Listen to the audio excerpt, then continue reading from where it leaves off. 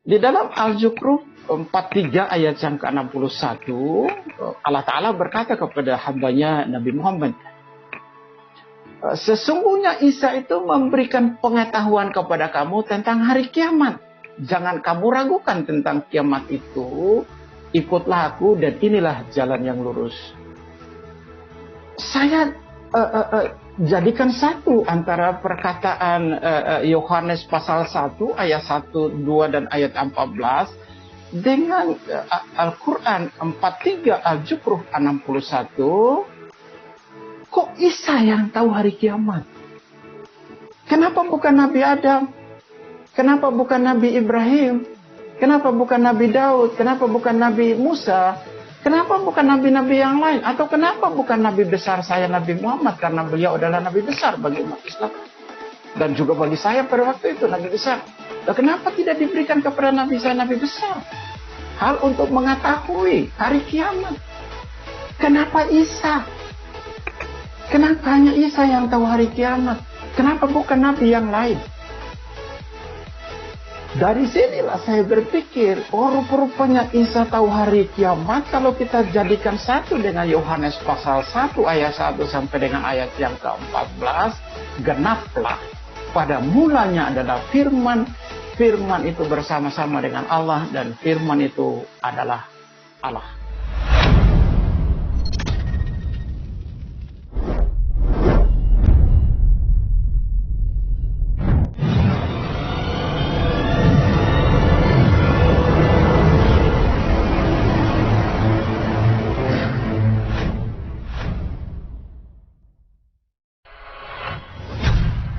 Nah, saudara yang dikasih oleh Tuhan, saya memang berlatar belakang Muslim fundamental, dan ayah saya memang tokoh masyarakat di satu daerah, namanya Haji Usman, dan beliau adalah sangat radikal dalam menjalankan agamanya.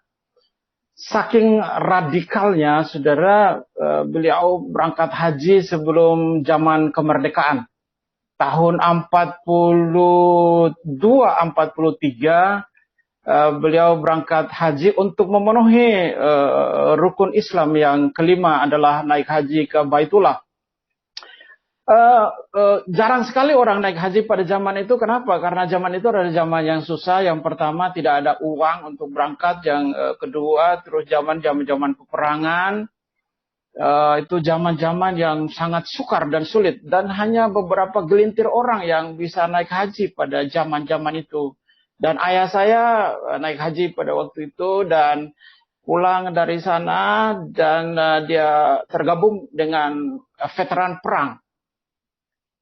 Masuk dalam veteran perang, memperjuangkan kemerdekaan Indonesia, dan ayah saya adalah dikasih tanda jasa oleh pemerintah, oleh Mayor Jenderal Supriyadi, dan juga yang kedua Akbar Tanjung, tokoh masyarakat di daerah.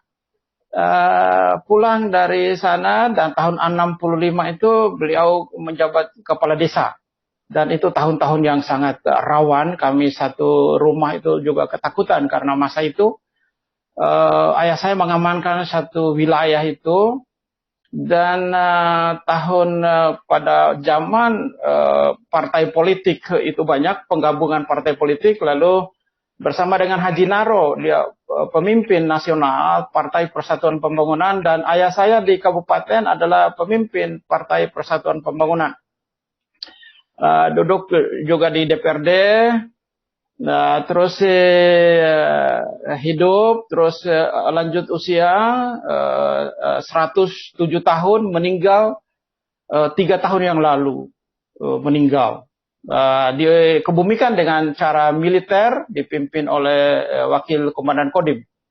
Rekaman pemakaman ayah anda saya masih saya simpan sampai dengan saat ini. Saudara dikasih Tuhan, saya tidak pernah bermimpi dan tidak pernah punya cita-cita dan keinginan untuk menjadi orang Kristen, apalagi hamba Tuhan. Tidak ada sama sekali, karena jalur saya di atas ayah saya, kakek nenek saya, leluhur saya tidak ada yang Kristen. Kalau ada yang Kristen di kampung itu mungkin sudah tidak hidup karena memang daerahnya daerah yang sangat keras dengan didikan agama Islam. Tetapi perjalanan hidup Tuhan merubah. Dulu waktu saya SMP atau ST dulu, sekolah teknik menengah, bukan STM, ST, saya sering ke daerah pelabuhan di kabupaten saya itu ada pelabuhan. Nah, lalu sebelah kiri jalan itu ada gereja namanya Gereja Pantai Costa. Saya pikir karena dekat pantai lalu dinamakan dengan Pantai Costa. Pulang dari pelabuhan, kadang-kadang saya tulis di pagar bambu daripada gereja itu Al-Kafirun. Saya tulis dengan Al-Kafirun. Jadi orang-orang kafir. Saya iseng aja, saya tulis, saya bawa kapur, saya bawa, saya tulis Al-Kafirun adalah orang-orang kafir. Rupa-rupanya yang penulis Al-Kafirun di gereja pada waktu itu sekarang jadi pendeta, saudara. Memang makanya jangan jahat sama gereja karena Tuhan bisa merubah, saudara. Jadi orang jahat menjadi orang yang percaya kepada Tuhan Yesus Kristus. Nah, terus saya lanjut ke sekolah ST, terus masuk STM, terus perguruan tinggi, dan terus saya datang ke Jakarta. Di Jakarta lah yang merubah keyakinan dan agama saya. Pada waktu saya pulang kantor, kira-kira tahun 81 atau 81-an, itu saya duduk di atas bis di kota Jakarta. Pulang dari kantor. Memang udah lama, saya udah tinggalkan Islam dan Al-Quran dan sholat sudah 35 tahun. Saya memang bukan ustadz, saya bukan guru ngaji, saya bukan kiai. Saya adalah orang Muslim biasa yang melakukan perintah Allah. Di Jakarta saya pulang dari kendaraan itu saya duduk, saya di samping itu di kursi kendaraan, lalu duduklah juga seseorang yang belakangan dari saya. Dia bawa dua tenteng, kiri dan kanan. Pada waktu itu ada kertas minyak yang berwarna kuning. Dua ikat dia bawa, saya pikir dia bawa agenda gitu, saya pikir itu agenda. Kalau agenda memang saya kepingin minta satu. Lalu saya bilang sama bapak itu, Bapak bawa agenda kok banyak sekali, saya bilang. Oh, dia bilang kepada saya, ini bukan agenda deh, ini kitab sucinya orang Kristen, kata dia. Ya, saya bertanya lagi ke beliau, apakah Bapak orang Kristen? Oh, saya bukan orang Kristen, katanya. Loh, akhirnya saya jadi bertanya lebih dalam. Bapak bukan orang Kristen, tapi Bapak bawa-bawa kitab orang Kristen. Haram. Saya bilang gitu sama Bapak itu. Oh, bukan begitu deh, kata dia. Ini saya memang bukan orang Kristen. Tapi saya adalah pendetanya orang Kristen. Kata dia. Oh, saya jadi kaget dengar kalimat itu. Akhirnya saya bertanya lagi, apa bedanya Kristen dengan pendeta? Sebab bagi saya imam dan makmum itu kan sama saja. Islam, sholat 5 waktu, menghadap ke kiblat kan sama saja. Apa bedanya Kristen dengan pendeta? Lalu dia sedikit menjelaskan kepada saya perbedaannya. Perbedaannya kata dia, pendeta itu sudah 90% melakukan firman Tuhan. Sementara orang Kristen baru 25% melakukan firman Tuhan. Ini bukan kata saya, tapi kata pendeta itu. Tapi sesudah saya jadi pendeta ada benarnya juga gitu, saudara. Bukan berarti, ingat catatan saya, bukan berarti kami pendeta sudah melakukan firman Tuhan 90 bahkan 100%. Kalau ada pendeta atau orang Kristen yang mengaku bahwa dia sudah melakukan firman Tuhan 100%, dia sudah tidak ada di bumi. Kenapa? Karena dia orang sempurna. Orang sempurna nggak hidup di sini. Sudah diangkat sama Tuhan. Kita, pendeta, orang Kristen, atau siapapun, nggak ada yang sempurna. Kita ini disempurnakan, sehari demi sehari disempurnakan oleh Tuhan Yesus Kristus. Jadi tidak ada orang sempurna. Jadi kalau saudara lihat pendeta jatuh dalam dosa, kalau saudara lihat orang Kristen jatuh dalam dosa, kalau dia lihat orang-orang yang percaya jatuh dalam dosa, Jangan dijauhi, jangan dibuang, jangan ditinggalkan, jangan dilupakan. Tarik mereka kepada Tuhan, karena saudara yang ditunjuk oleh Tuhan untuk menjadi garam bagi mereka, untuk menjadi terang bagi mereka, untuk menjadi berkat bagi mereka. Jangan suka membenarkan diri. Selamatkan orang-orang yang jatuh, angkat mereka. Yakinkan diri mereka bahwa orang jatuh itu tetap berdiri tegak di sisi saudara. Dan kalau itu misinya, maka tidak ada seorang pun yang murtad, tidak ada seorang pun yang jatuh dalam dosa, tidak ada seorang pun yang terhilang. Yakinkan orang-orang bahwa mereka tetap berdiri tegak di sisi saudara. Oke. Akhirnya dia berikan kepada saya satu kitab. Akhirnya dia bilang, ini buat kamu. Di rumah baca sekali waktu kamu membutuhkan ini. Akhirnya saya pulang. Saya terima, saya pulang. Saya pulang, saya taruh di kamar saya itu Alkitab. 2 minggu sesudah itu saya penasaran ingin membacanya. Apa isi kitab ini? Sesudah sholat Isya, saya membuka Alkitab, taruh Alkitab, ada Al-Quran, ada hadis Nabi saya, dan ada Alkitab atau Bible. Al-Quran saya sudah hafal, tetapi ingat saudara, saya sudah melupakan hafal ayat-ayat Al-Quran.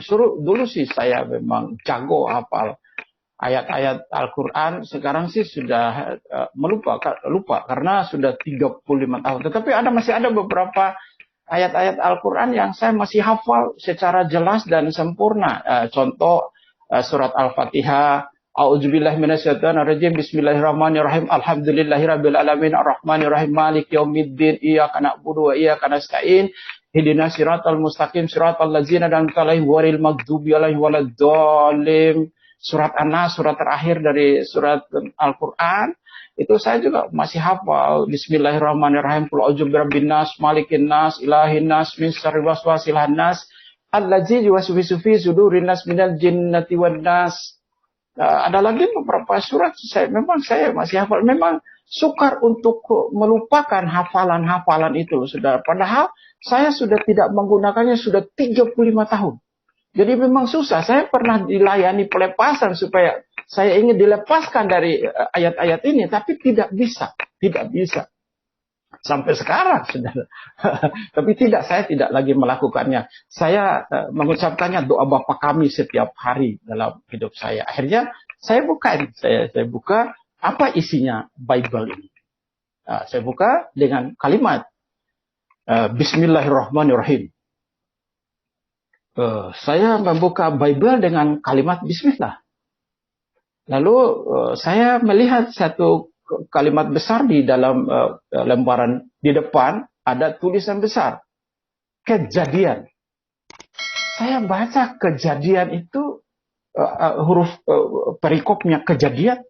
Saya kaget, saudara. Kenapa saya kaget? Saya pikir dalam hati saya, ini kejadian apa ya? Kok ada kejadian? Mestinya kan kitab suci itu penulisnya ada, siapa, tahun berapa, di mana diturunkan, dan segala macam. Kan itu mesti ada. Tetapi ini kok Kejadian.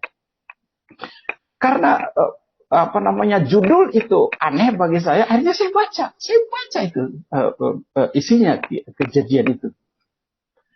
Sesudah saya membaca Kejadian itu, begitu terbelalaknya saya dan menemukan sesuatu yang belum pernah saya ketemukan di dalam kitab saya, Al-Quran. Belum pernah. Apa yang belum pernah saya ketemukan adalah Alkitab ini menceritakan bahwa Tuhan menciptakan hari pertama, apa hari kedua, apa hari ketiga, apa hari keempat, apa hari kelima, apa. Itu diceritakan secara jelas. Al-Quran tidak menjelaskan bahwa Allah menciptakan hari pertama apa, hari kedua apa, hari ketiga apa, tetapi Al-Quran hanya menjelaskan bahwa Allah menciptakan manusia pada 6 masa. Jadi tidak ada penjelasan yang rinci di dalam Al-Quran. Jadi dalam Bible ini saya menemukan penjelasan yang rinci. Saya pikir begitu saya selesai, saya pikir kalau gitu kitab ini bagus. Kenapa bagus? Karena memberi pengetahuan. Karena memberi pengetahuan dan bagus, memberi ilmu, akhirnya saya baca tiap malam. baca tiap malam. Saya lupa sama ngaji saking enaknya ini baca Alkitab. Saya tidak pernah ngantuk kalau baca Alkitab. Heran orang Kristen banyak ngantuk kalau baca Alkitab. Bukan, tidak ada di sini. Adanya di sana, di India. Di sini sih orangnya melek-melek semua kalau baca Alkitab. Akhirnya saya baca, ketemu dengan yang membuat saya berpikir lagi, ini ada pengetahuan yang baru yang kedua. Sesudah alam semesta diciptakan, yang kedua adalah penempatan manusia pertama Adam dan Hawa di dalam Bible. Di dalam Al-Quran saya bahwa Adam dan Hawa sebelum jatuh dalam dosa itu ditempatkan oleh Allah itu di sorga. Sorga itu di atas, bukan di bumi. Nah, pada waktu Adam dan Hawa jatuh dalam dosa, lalu mereka diturunkan ke bumi. Dalam surat 7 Al-Quran itu ayat yang ke-19 sampai dengan ayat yang ke-25 dijelaskan secara rinci di situ tempat tinggalnya Adam dan Hawa di surga, dan sesudah mereka jatuh dalam dosa diturunkan ke bumi. Begitu saya membaca Alkitab, rupa-rupanya tempat tinggalnya Adam dan Hawa itu ada di Taman Eden, dan itu bukan di surga tapi ada di bumi. Di bumi dikelilingi oleh 4 sungai, ada Pison, ada Gihon, ada Efrat, ada Tigris. Ini kisah yang sama, Adam dan Hawa jatuh dalam dosa, makan buah, itu kisahnya sama nih. Tetapi tempatnya berbeda. Satu menceritakannya di sorga, satu menceritakan di bumi. Semakin penasaran saya membacanya. Saya pikir di antara dua kitab ini ada yang benar. Ada yang benar. Saya cari yang benar. Untuk menanyakan kasus ini, saya tidak cari kiai atau alim ulama atau guru ngaji. Sebab kalau saya tanya mereka pasti membenarkan Al-Quran. Saya juga tidak cari orang Kristen atau pendeta. Karena saya juga tidak mengenal mereka satu untuk menanyakan kasus ini, sebab kalau saya tanya pun mereka pasti membenarkan kitabnya masing-masing. Dan dalam pandangan saya, akhirnya saya berdoa kepada Allah, ya Allah ya Rabb, berikan kepada hamba ini petunjuk, dan supaya hamba ini dapat membaca dan memberikan pengetahuan dan iman di dalamnya ada kebenaran. Saya baca terus ketemu dengan kisahnya Nabi Nuh. Ada 40 hari 40 malam datangnya banjir dan manusia mati, sama kisahnya. Lalu meningkat ke kisahnya Abraham. Abraham di dalam Bible pasal yang ke-22 ayat yang kedua itu bahwa Abraham mempersembahkan anaknya Ishak. Dijelaskan secara rinci di sana bahwa ambillah anakmu yang tunggal itu, yaitu Ishak. Namanya disebut secara rinci. Saya berpikir lagi, loh, kok jadi Ishak yang dikorbankan? Bukankah itu adalah Ismail? Akhirnya logika saya main. Dua-duanya toh tidak jadi dikorbankan. Dua-duanya Ismail diganti dengan kibas atau kambing, dan Ishak diganti dengan domba. Saya baca terus menerus. Ketemu dengan cerita-cerita nabi-nabi, Nabi Yusuf. Muncul lagi dengan kisahnya Musa. Musa hampir sama dengan cerita Al-Quran dan Alkitab. Tapi yang saya maksud di dalamnya berbeda, bahwa perintah Tuhan di dalam Alkitab-kitabnya Nabi Musa yang disebut Taurat itu tidak ada satu ayat pun yang tertulis di dalam Al-Quran. Dalam rukun iman itu Al-Quran Islam menganut yang ketiga itu adalah percaya kepada kitab-kitabnya Allah. Ada 4 kitabnya Allah. 1 kitab Taurat yang diberikan kepada Musa, yang kedua kitab Zabur diberikan kepada Daud, yang ketiga kitab Isa yang diberikan kepada kitab Injil yang diberikan kepada Isa, yang keempat kitab Al-Quran diberikan kepada Nabi Muhammad. Akhirnya saya baca. Oke, kisah Musa selesai, saya baca lagi dengan Yosua, saya baca dengan Samuel, saya baca raja-raja, saya baca semua saya baca. oh ini kisah, merupakan sejarah para nabi. Akhirnya saya membaca kisahnya Nabi Ayub. Ini dalam penyelidikan sendiri, tidak ada yang menuntun, tidak ada yang memimpin, tidak ada yang membimbing, tidak ada yang mengatur. Ini dalam penyelidikan seorang diri, hanya bersama dengan Tuhan, ya Tuhanku dan ya Rabbku. Nggak ada yang lain, hanya sendiri, meminta petunjuk. Saya mempelajari. Artinya di dalam kitab Ayub, saya menemukan sesuatu yang ganjil. Al-Quran menyebutkan bahwa ayahnya Nabi Ayub adalah Esau. Esau adalah Ais dalam Al-Quran, atau Esau. Esau itu saudaranya Yakob, saudara kembar Yakob dan Esau. Dan Nabi Ayub di dalam Al-Quran adalah anaknya Esau. Sementara kalau saya lihat sejarahnya dalam ini lagi-lagi dalam penyelidikan sendiri, tidak tanya orang. Sejarahnya di dalam Alkitab bahwa Nabi Ayub ini sejaman atau sebelum Abraham ada, baru dia ada. Tetapi dalam Al-Quran itu adalah saudara kembarnya, ayahnya adalah saudara kembarnya Yakob yang bernama Esau. Saya tinggalkan. Saya lupakan. Kasus itu saya lupakan. Akhirnya saya simpan aja. Lalu masuk ke kitab Daud.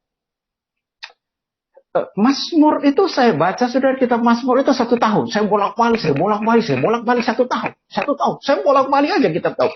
Waduh, itu kitab itu hebat, luar biasa. Dan lagi-lagi saya katakan kepada saudara bahwa kitab Daud, Nabi Daud, tidak ada satu ayat pun yang tertulis dalam Al-Quran. Enggak ada. Tidak ada. Jadi Al-Quran atau sahabat kita Muslim hanya percaya dengan tiga kitab di luar Al-Quran adalah kitab Taurat, kitab Zabur, dan kitab Injil. Tapi isi daripada Taurat tidak ada, isi daripada Zabur tidak ada, isi daripada Injil itu tidak ada. Baca, ini begitu hebatnya ini Mazmur. Lalu saya baca lagi, ada kitab nabi-nabi di dalamnya, Yesaya, Yeremia, Yeskiel, Daniel, Hosea, Yoel, Nahum, Obadja, Mika, Habakuk, Zefanya, Hagai, Yunus, Zakaria. Selesai perjanjian lama dalam masa 3 atau 4 tahun. Selesai. Ini sendiri, belum ada. Saya belum bertanya orang, saya tidak tanya orang. Belum, karena di dalam hati dan pikiran saya masih menemukan sesuatu kebenaran. Makanya saya baca terus, saya selidiki terus. Ini masuk dalam perjanjian baru. Kitab Matius, mukjizat yang Yesus kerjakan itu hebat. Hebat, memang itu hebat. Mukjizatnya luar biasa. Saya membaca di Matius pasalnya yang ke-28 ayat yang ke-18. Disebutkan di sana sebelum Isa atau Yesus Kristus naik ke surga, beliau berfirman. Dalam pasal Matius 28 ayat 18, kepadaku telah diberikan segala kuasa di surga dan di bumi. Perkataan Yesus Kristus ini diaminkan kembali oleh Nabi Muhammad yang lahir, yang ada 600 tahun sesudah Isa naik ke surga. Allah Ta'ala berfirman kepada hambanya Nabi Muhammad di dalam surat 3 Ali Imran 45, demikian, Isabnu wajhah fid dunia wal akhirah. Artinya, sesungguhnya Isa putra Maryam, dialah yang terbesar di dunia dan di akhirat. Nyambung antara perkataan Allah lewat Rasulnya Nabi Muhammad di dalam Ali Imran 3 ayat yang ke-45 dengan Matius pasal yang ke-28 ayat 18 menuju kepada satu orang, yaitu Isa Al-Masih atau Yesus Kristus. Saya mendapatkan titik poin. Oh, berarti ini satu nama. Oke, lanjut. Saya baca kitab Markus. Oh, luar biasa juga. Saya baca kitab Lukas. Hebat. Lalu saya baca lagi kitab Yohanes. Kitab Yohanes telah membuka pemahaman saya tentang Yesus Kristus yang adalah Tuhan yang benar. Yang pertama saya baca. Ini masih sendiri, ini masih baca sendiri, masih menyelidiki sendiri. Belum ketemu dengan siapapun, dan saya nggak mau cerita dengan siapapun. Saya hanya dengan Allah ya Rabb saya. Yohanes pasal 1 ayat yang pertama dan ayat yang kedua dan ketiga dijelaskan di situ. Pada mulanya adalah firman, firman itu bersama-sama dengan Allah, dan firman itu adalah Allah. Segala sesuatu diciptakan oleh Dia, tanpa Dia tidak ada sesuatu pun yang diciptakan. Jadi Yesus di situ adalah firman, dan ayatnya yang ke-14 berkata, firman itu telah menjadi manusia. Kun fayakun, jadilah Dia menjadi manusia. Kalimat dengan kalimat kun, hanya dengan kalimat kun oleh Allah Ta'ala, maka jadi. Kun fayakun. Oh, rupanya ini yang disebut itu. Nah, sebelum saya lanjut lagi membaca, saya buka lagi di dalam Al-Zukhruf surat 43 Al-Zukhruf 61. Saya combine dengan Yohanes 1 ayatnya yang pertama dan ayatnya yang kedua dan 14. Di dalam Al-Zukhruf 43 ayat yang ke-61, Allah Ta'ala berkata kepada hambanya Nabi Muhammad, sesungguhnya Isa itu memberikan pengetahuan kepada kamu tentang hari kiamat. Jangan kamu ragukan tentang kiamat itu. Ikutlah aku dan inilah jalan yang lurus. Saya jadikan satu antara perkataan Yohanes pasal 1 ayat 1, 2 dan ayat 14 dengan Al-Quran 43 Al-Zukhruf 61. Kok Isa yang tahu hari kiamat? Kenapa bukan Nabi Adam? Kenapa bukan Nabi Ibrahim? Kenapa bukan Nabi Daud? Kenapa bukan Nabi Musa? Kenapa bukan nabi-nabi yang lain? Atau kenapa bukan Nabi besar saya Nabi Muhammad? Karena beliau adalah Nabi besar bagi umat Islam. Dan juga bagi saya pada waktu itu Nabi besar. Kenapa tidak diberikan kepada Nabi saya Nabi besar? Hal untuk mengetahui hari kiamat.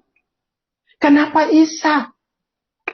Kenapa hanya Isa yang tahu hari kiamat? Kenapa bukan Nabi yang lain?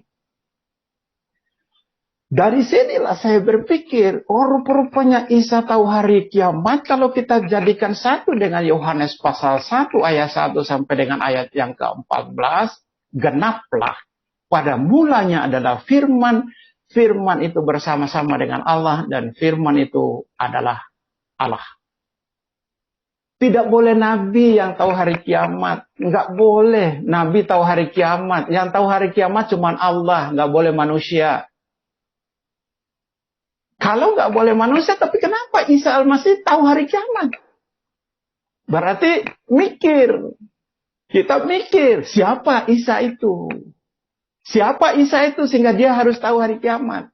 Nggak boleh Nabi, saudara. Nabi besar aja tidak dikasih tahu, apalagi Nabi biasa. Tapi kenapa Isa? Jadi mikir. Mikir saya, mikir juga saudara. Kenapa Isa yang tahu hari kiamat? Oh, saya menemukan sesuatu di dalam hati dan pikiran saya. Saya baca lagi di dalam Injil Yohanes pasal 14 ayatnya yang pertama sampai dengan ayatnya yang ke-6. Tuhan Yesus berkata Yesus Kristus berkata di sana, jangan gelisah hatimu, percayalah kepada Bapa dan juga percaya kepadaku. Di rumah Bapakku banyak tempat, kalau tidak aku tidak mengatakan kepadamu, sebab aku pergi ke sana untuk menyediakan tempat bagi engkau. Sesudah aku pergi, aku akan datang kembali menjemput kamu, supaya di mana aku berada, kamu pun berada. Ayat 6 berkata, akulah jalan dan kebenaran dan hidup, dan tidak ada seorang pun yang sampai kepada Bapa kalau tidak lewat aku. Saya menemukan lagi. Ini yang saya cari. Dalam hati saya, ini yang saya cari. Kenapa ini yang saya cari? Saya adalah manusia berdosa. Saya memerlukan orang saleh. Saya memerlukan orang suci. Saya memerlukan seseorang untuk membawa saya ke surga. Kalau dia cuma dengan ibadah saya, iman saya, yang saya lakukan dalam hari-hari saya, rasa-rasanya saya nggak mungkin masuk surga. Di dalam cerita agama saya Islam, Nabi Adam saja satu dosanya cuma makan buah kuldi, dibuang ke bumi, dilempar, dikeluarin dari surga. Saya banyak dosanya mau masuk surga, mimpi kali. Dan saya menemukan ini. Saya perlu ini. Dan inilah yang saya cari. Akhirnya saya menemukan lagi. Baca lagi di dalam Kisah Para Rasul pasal 4 ayat yang ke-12. Jelas penulis Kisah Para Rasul itu berfirman di situ bahwa sebab di bawah kolong langit tidak ada nama lain yang diberikan kepada manusia yang olehnya bisa selamat kecuali Dia atau Yesus Kristus. Tidak ada nama lain di bawah kolong langit. Bukan hanya di Arab, bukan hanya di Israel, bukan hanya di Indonesia, bukan saja di Amerika, bukan saja di China, tapi di kolong langit tidak ada nama lain yang diberikan kepada manusia yang olehnya bisa selamat. Saya menemukan lagi. Saya belum tanya orang, dan saya nggak mau tanya orang. Biarkanlah saya bersama dengan Allah, Rabb saya untuk berkomunikasi, membaca dua kitab suci ini. Akhirnya saya baca kitab Roma. Kitab Roma pasalnya yang ke-14 ayat 8 dan 9, terlebih-lebih ayat 9. Itulah yang merubah iman saya. Roma pasal 14 ayat 9. Demikian kata Tuhan dan firman. Sebab Kristus Yesus mati supaya Dia menjadi Tuhan atas orang hidup dan Tuhan atas orang mati. Saudara, saya baca ayat itu, saya berpikir secara sederhana. Rupa-rupanya Yesus itu bukan saja Tuhannya orang Kristen dan Tuhannya orang Katolik. Tetapi Yesus itu adalah Tuhannya orang hidup dan orang mati. Pikiran saya sederhana. Daripada tunggu mati baru percaya Yesus, lebih baik sekarang aja percaya Yesus Kristus. Dan Dialah Tuhan. Daripada aku harus tunggu mati. Udah. Saya masih menyelidikinya. Saya kepinginnya sampai akhir, sampai tamat. Saya membaca kitab ini. Saya baca terus. Jangan-jangan ini Tuhan ini bukan, Yesus ini bukan Tuhan yang awal dan yang akhir. Dan bukan Tuhan yang maha kuasa. Karena ada banyak kalimat kata Tuhan. Akhirnya saya baca terus menemukan sesuatu yang merubah iman saya dan hidup saya. Wahyu pasal 1 ayat yang ke-8. Yesus berfirman. Akulah Alfa dan Omega, yang awal dan yang akhir. Yang ada, yang akan datang, dan yang sudah ada. Dan yang maha kuasa. Satu ayat lengkap. Kalimat Alfa dan Omega artinya tidak ada yang lebih awal dari Alfa, tidak ada yang lebih akhir dari Omega. Jadi kalau ada yang lebih awal dari Alfa, itu bikinan kamu. Kalau ada yang lebih akhir dari Omega, itu juga adalah kamu yang bikin. Sama dengan di Indonesia, kan ada huruf A, awal huruf adalah A, akhirnya adalah Z. Kalau ada huruf yang lebih awal dari A, itu kamu yang bikin. Kalau ada yang lebih akhir dari Z, itu bikinan kamu. Nah, itulah salah satu contoh. Jadi dikasih ayat di bawahnya, masih ayat yang sama ayat 8, bahwa Dia maha kuasa. Saya mengambil keputusan untuk menyerahkan diri kepada Tuhan, dan dengan doa, sendiri masih belum ada orang yang menemani. Saya bilang kepada Tuhan, Tuhan Yesus Kristus yang tertulis dalam Bible ini dan dalam Wahyu pasal 1 ayat yang ke-8 ini, malam ini juga, hari ini juga, waktu ini juga, aku menjadikan Engkau Tuhanku, Juru Selamatku, penebus dosaku. Udah, baru saya cari pendeta, minta baptis. dibaptis, ketemu dengan salah seorang pendeta orang Padang, namanya Pak Akmasani, udah meninggal almarhum. Dan saya dibaptis, saya lahir baru. 3 tahun sesudah itu saya nikah dengan seseorang. Nah, istri saya 1 sampai dengan saat ini, anak saya 1. Saya punya kakak ipar orang Batak, marga Simorangkir. Beliau adalah pejabat tinggi negara di pemerintahan yang SBY dan juga pemerintahannya sekarang. Simorangkir, kakak ipar saya. Itu kesaksian saya pindah agama jadi Muslim ke Kristen. Nah, saya ada tambah 2 kesaksian yang saya ingin sampaikan kepada saudara. Satu waktu tahun 2000 saya diutus Tuhan untuk pelayanan ke negara bagian Victoria di Australia, kota Melbourne, bersama dengan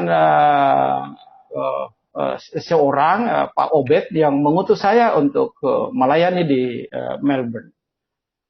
Saya tinggal di kota Chadstone, lalu saya melayani di beberapa gereja. Di situ ada gereja IPC, Pendeta Agus. IPC adalah Indonesian Presenter. Saya juga pimpin kebaktian di GPIB. Saya juga pimpin kebaktian di beberapa gereja dan rumah tangga, dan kurang lebih 10 hari saya ada di Melbourne sampai saya jalan-jalan ke Phillips Island, lihat penguin. Menjelang saya kembali ke Indonesia, itu ada seminar Islamologi malam hari. Dan saya akan besok akan kembali ke Jakarta. Undangan itu sangat banyak, saudara.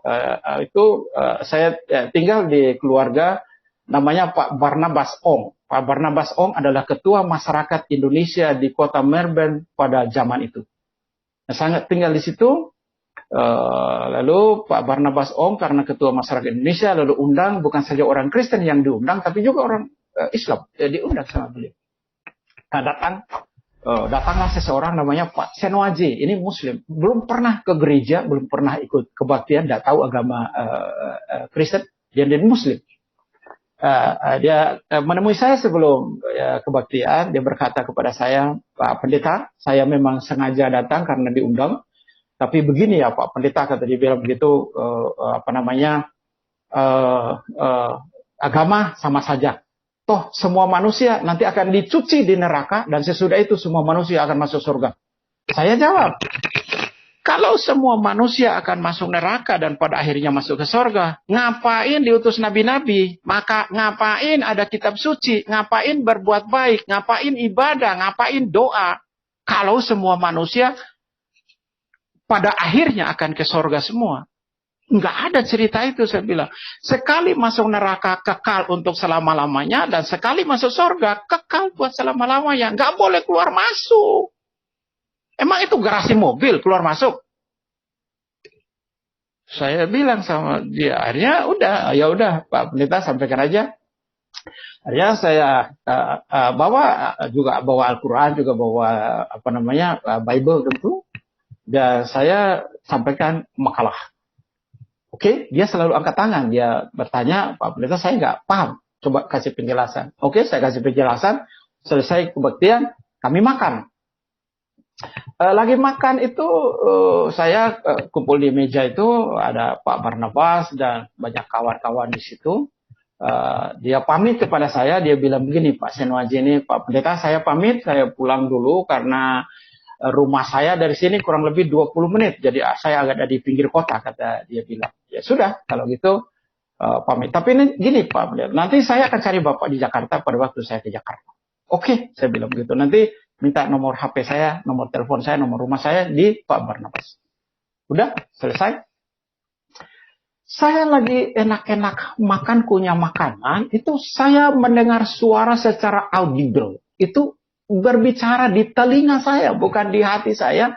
Di telinga saya berbicara suara seperti suara manusia. Tetapi saya toleh, saya kiri kanan. Kok Bapak ini agak jauh, tapi nggak mungkin dia bersuara di telinga saya. Suara itu begini, saudara. Suara itu berkata, tanyakan Senwaji itu kapan mau dibaptis. Saya sedikit tutup mata sebentar. Akhirnya saya buru-buru ke tempat parkir, dia sudah ada di mobil. Saya bilang, Pak Senwaji, kesini dulu sebentar, masuk lagi kembali ke rumah. Akhirnya udah dia masuk. Dia duduk di sebelah saya. Pak Senwaji, begini, saya panggil Bapak karena ada pesan.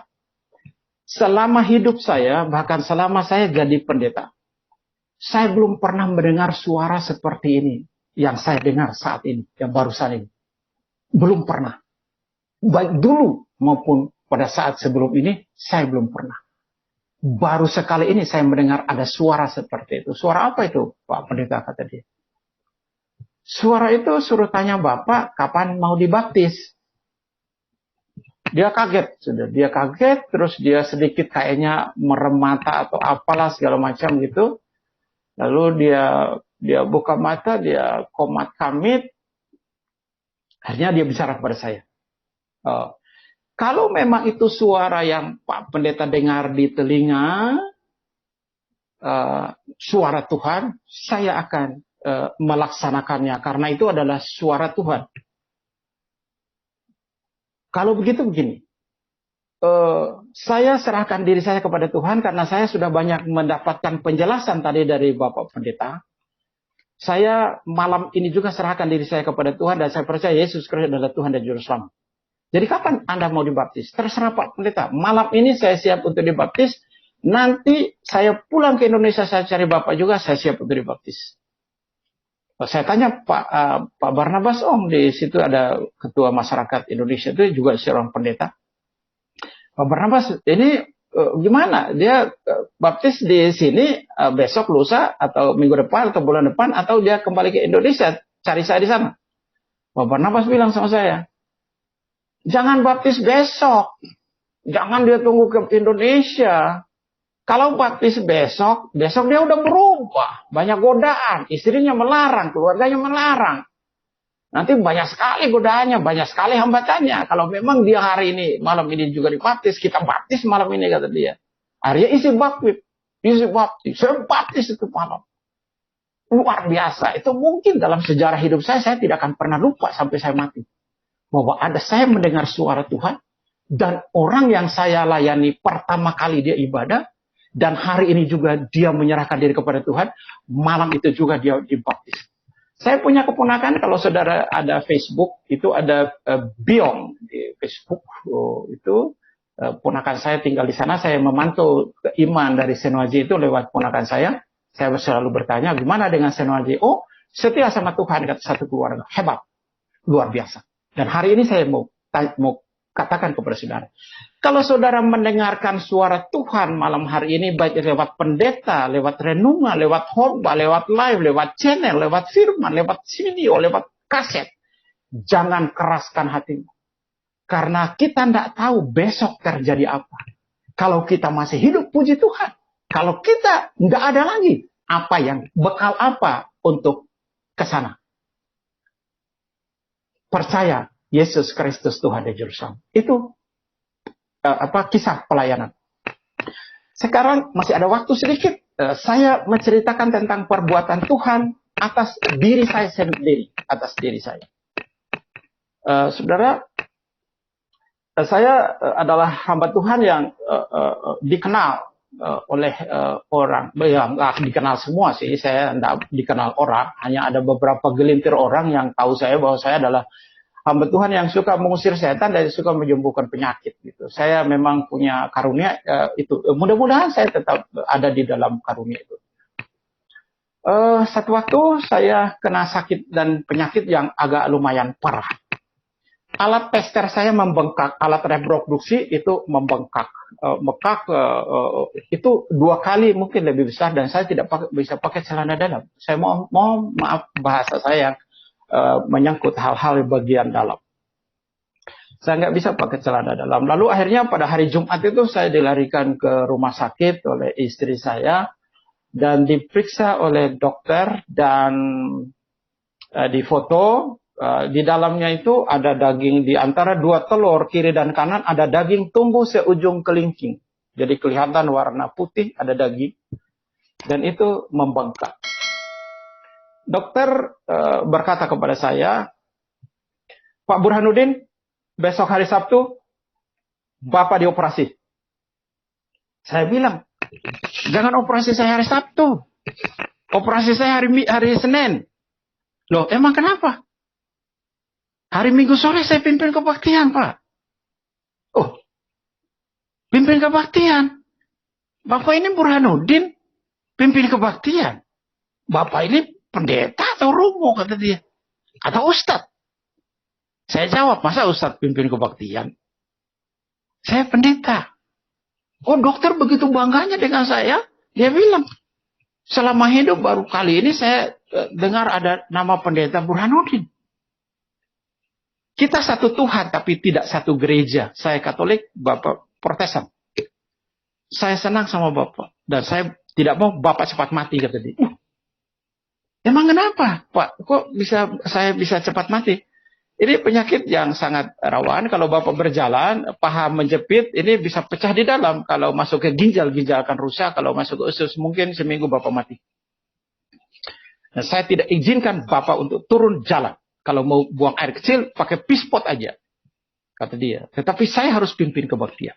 Itu, saudara tahu, kebaktian itu, kebaktian di gereja di daerah Senen, Kramasoka nomor 4. Itu kebaktian umum jam 5 sore dan plus kebaktian orang-orang sakit. Pak dokter bilang sama saya, kalau begitu hari Minggu pagi habis pulang gereja saya datang ke Bapak, cek kesehatan Bapak. Kalau tidak izinkan saya untuk datang pimpin kebaktian, jangan coba-coba, kata dia, wakilkan aja kepada orang lain. Akhirnya hari Minggu dia datang cek saya, dia bilang, saya tidak izinkan Bapak untuk pimpin kebaktian, wakilkan aja. Saya bilang, tidak boleh. Saya sudah didoakan untuk pimpin kebaktian. Akhirnya dia keluar, saya tanda tangan surat pernyataan, saya kontak pendeta yang koordinator pelayanan di gereja sana. Pak pendeta tolong jemput saya di rumah sakit, saya sakit. Oh iya, Bapak pimpin kebaktian. Saudara, saya pergi pimpin kebaktian itu masih ada jarum infus nempel di lengan saya. Saya nggak bisa pakai celana dalam. Saya naik jalan udah ngangkang. Mereka nyanyi kira-kira 45 menit. Saya khotbah juga kira-kira 45 menit. Setelah saya khotbah, saya bilang sama Tuhan, Tuhan biar hambamu ini mendoakan mereka aja dari mimbar. Tapi hati kecil saya tidak. Saya harus mendoakan mereka. Saya turun dari mimbar. Doakan satu-satu. Saya mendoakan satu-satu. Selesai kira-kira jam 10, jam 11 malam. Itu kebaktian jam 5. Saya mendoakan semua satu-satu. Saya diantar pulang. Sampai di rumah sakit jam setengah 12 malam. Saya cuci muka. Saya jam 12 setengah malam. Saya berdoa kepada Tuhan demikian. Tuhan Yesus, aku adalah hambamu. Kalau boleh dan berkenan kepada engkau, nyatakanlah dirimu lewat hambamu ini dan sembuhkanlah hambamu dengan sakit hambamu dengan caramu. Tidak dengan operasi, tapi dengan caramu. Dalam namamu. Amin. Selesai. Saya tidur. Dan di dekat rumah sakit ada masjid. Jam 4 mereka sudah ada pengaji. Jam setengah 5 ada ajan. Allahu Akbar, Allahu Akbar. Diberi ajan, saya bangun. Nah, pada waktu saya bangun, saya pegang saya punya alat tes. Kempes. Tadi kemarin tuh membengkak. Sekarang kempes. Saya pencet, nggak sakit. Kalau kemarin, jangan dipencet. Dipegang aja, itu sakit. Saya buka saya punya sarung. Oh, puji Tuhan hilang. Saya bangunin istri saya, Mam, hilang. Saya bilang gitu. Istri saya kaget. Apa yang hilang, Po? Istri saya pikir ada barang yang hilang. Bukan barang. Ini penyakit hilang. Masa, kata istri saya. Akhirnya dia bangun, dia buka sarung saya. Iya, puji Tuhan, kata dia. Lalu dokter datang jam 8, rencana operasi saya. Dokter bilang, Pak Pendeta siap untuk operasi? Saya jawab, sebelum Bapak dorong ke meja operasi, periksa kembali kesehatan saya. Ada yang aneh, saya bilang. Oh, apa itu yang aneh, kata dok. Dia buka sarung saya. Barang itu kemana, Pak Pendeta, kata dia. Dokter sebutkan dengan kata barang. Saya difoto jam 4 sore, dokter datang, dia bilang sama saya, Pak Pendeta, daging yang tumbuh itu sudah nggak ada.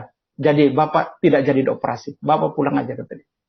Luar biasa, mukjizat Tuhan terus terjadi dalam kehidupan kita. Benar kata Alkitab. Tuhan Yesus tidak hanya sejauh doa. Berdoa aja sama Tuhan. Anda sakit, Tuhan sembuhkan. Anda punya beban, Tuhan melepaskan. Anda lemah, Tuhan menguatkan. Tetap setia kepada Yesus Kristus. Apapun yang terjadi, jangan tinggalkan Tuhan Yesus Kristus dalam hidup kita. Dia adalah Tuhan yang awal dan yang akhir. Dan dialah juru selamat kita, penebus dosa kita. Tuhan Yesus memberkati kita. Haleluya.